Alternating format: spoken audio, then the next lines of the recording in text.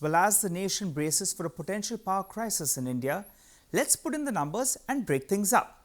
First up, let's focus on coal production breakup in India. Well, Coal India contributes bulk of it, nearly around 83%, while SCCL, they chip in with close to around 9%.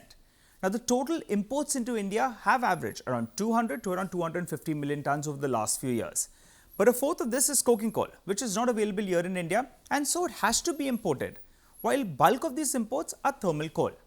Now, Coal India gave a solid showing in FY22 as they scripted the highest ever production, offtake, as well as dispatches to the power plants.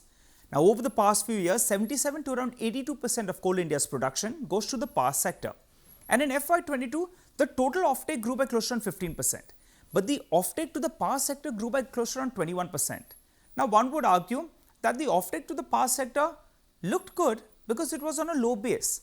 But even if you compare the offtake to the power sector with pandemic-free years like FY20 or you compare it even with FY19, it still looks pretty impressive.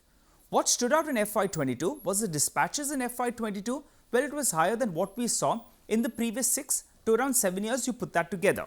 The key factors that aided this was higher than expected rake availability, which is a positive, and also the fact the company could liquidate close to around 38 million tons in FY22 from its inventory of around 99 million tons that it started the fiscal with.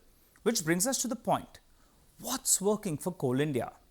Well, half of April 2022 supplies to the thermal plant stations, well, that's up by close to around 14%. The coal production as well so far, that's in the first half of April 2022, it's up by close to around 27%. Now, receivables have seen a sharp downtick from around 20,000 crores odd at the start of FY22 to nearly around 12,300 crores at the end, with a sharp drop being seen in March 2022. E-auction sales as well, that's the most important factor for Coal India. Bulk of its profitability, remember, comes in from this segment. And in March 2022, the premiums to FSA sales, well, it jumped to around 290%. And volumes as well doubled to around 7.9 million tons. Remember, they have set up a very ambitious target of around 700 million tons in FY23. So let's see if this start is good enough for them to get there.